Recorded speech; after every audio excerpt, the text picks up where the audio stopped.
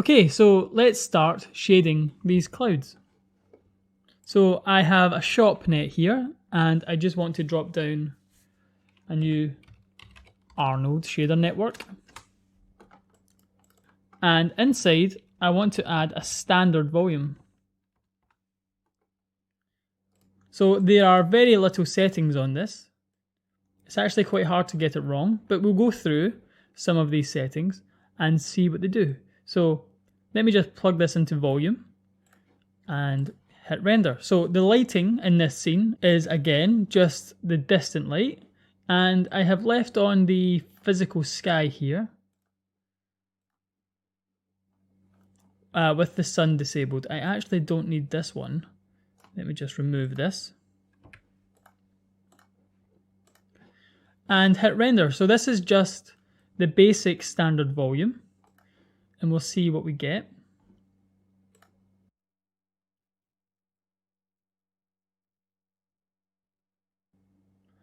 Okay, so it starts off black, and this is for a couple of reasons. The first thing that I need to do is to up the ray depth on the ROP here, just to make sure I can get enough light bounces. So I need to update both the total amount and the volume amount, and I'll put them quite high just to make sure we get some bounces in there, 30 maybe.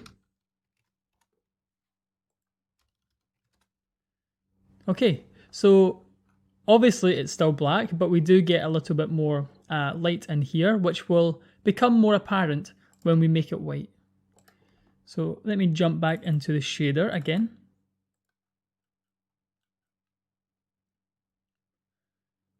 Okay, so I want to first increase the scatter color. We can go well above 1 here, so let's set this to something like 10. And you can see we begin to get that typical white color on the cloud.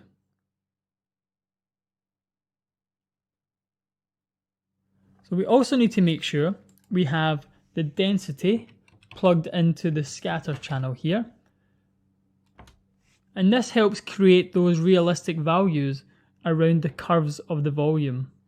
I also want to up the anisotropy, which forward scatters the light, similar to what we spoke about when we were talking about the Arnold fog.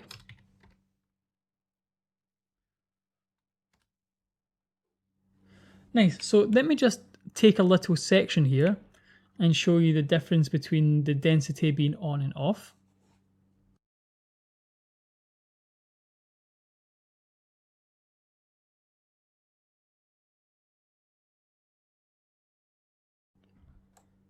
So you can see the amount of definition we begin to get in the cloud with density enabled. So we want to leave this on.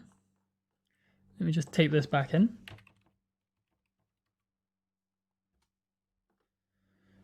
The transparent color deals with the shadows within the cloud. So let me just up this so they're not so dark. You'll see the whole cloud begins to get a little lighter.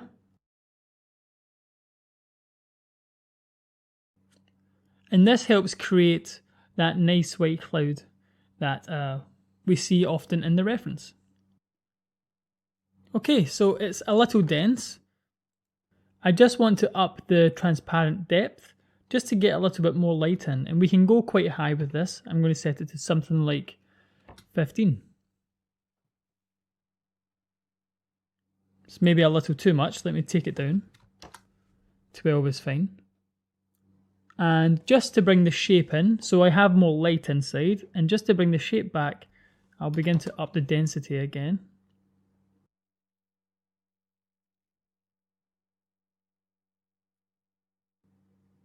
Nice, this brings a little bit more light into these areas here. So let me just render this out so we can see what it all looks like. And I'll up the settings just so it looks a little bit cleaner.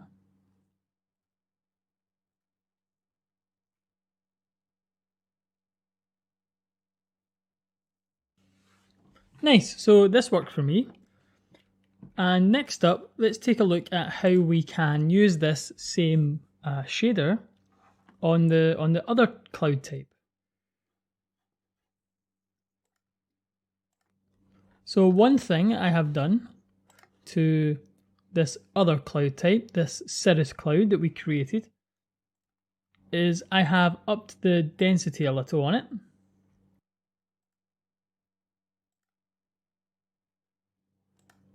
So within the cloud node here, I've upped this to 2000. That's only because I made the scale a lot bigger on this guy.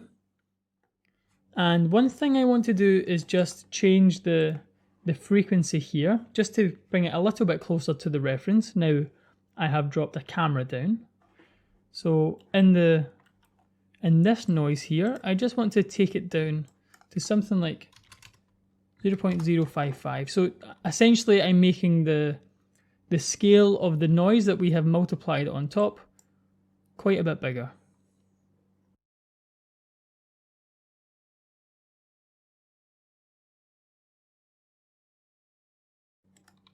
Oh, make sure this is 0.55.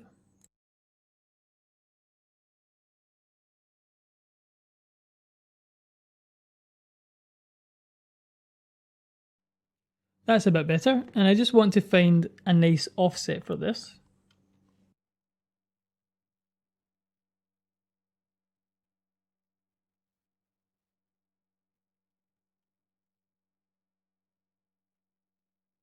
Okay, so this is fine. This gives us some nice cloud shapes.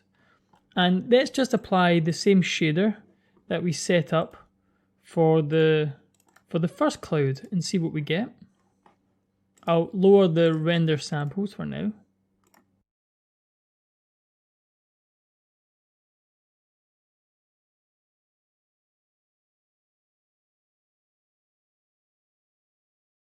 Make sure to change the camera.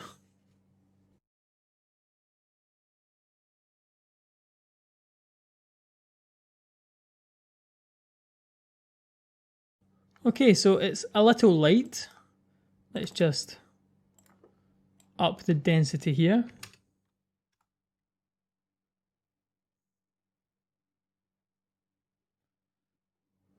And take the transparent depth down. Just so we can start to read some of the form.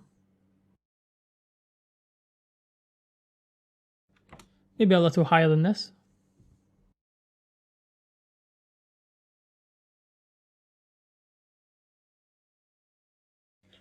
Okay, so this works for me. I quite like the blend between the harder and the softer shapes. Now let's see how we apply this volume onto the atmosphere, or the general atmosphere within the scene. Okay, so here's the scene as it stands, and let me just switch on the Atmos here. Now there's nothing complex about this atmosphere. It is just a box of volume that's placed over the entire scene. And I have added some cloud noise just to give it some texture, but that's it. So if I jump back into the camera, and assigned to this is a volume, but the volume itself is just standard. There's been no settings changed yet.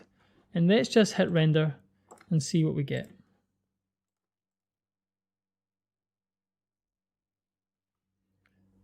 Now again, I have upped the ray depth here. Let me just make sure it's high enough though.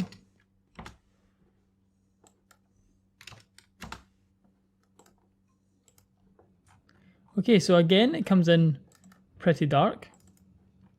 Let's change a few settings. Now, the atmosphere in my scene is very dense, so I just need to lower this right down. Try this for now. And I'll need to re-render, just my environment has disappeared. So I'll keep the scatter color here to 1. I don't need to boost it too high like I did the cloud. And I also want to tint it a little blue, as that is the color of the atmosphere in the reference that I have been looking at. Let me just bring this up. Here is the reference, and you can see it becomes a little blue towards the background here.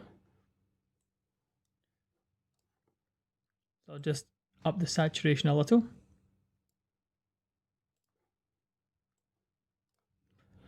I don't need the scatter channel here as I don't have any forms that I want to add some texture to. So I can leave this empty for now. Now, of course, these settings entirely depend on the scale of your scene, and it's important to stick to your reference as it will change the density and the colour. Generally though, if we take a look at this guy here, you'll find that there shouldn't be any atmosphere in your foreground, of course, and it should start to creep in a little in the midground and come in more in the background. Now, if you find that you aren't getting enough atmosphere in your background, or maybe when you up it enough to get it in your background, it starts to affect your foreground, then it's best to keep it lower so it doesn't affect your foreground and just perhaps make your environment a bit bigger or further away. So we don't need to change any of the other settings here. I will up the anisotropy again to get some of that front scattering. You can see we get some blooms, which are quite nice. And I also don't need to affect the transparent depth or the transparent colour here, as I don't want to change the shadow colour. And I don't need to balance this with the density. I can use either or if I want.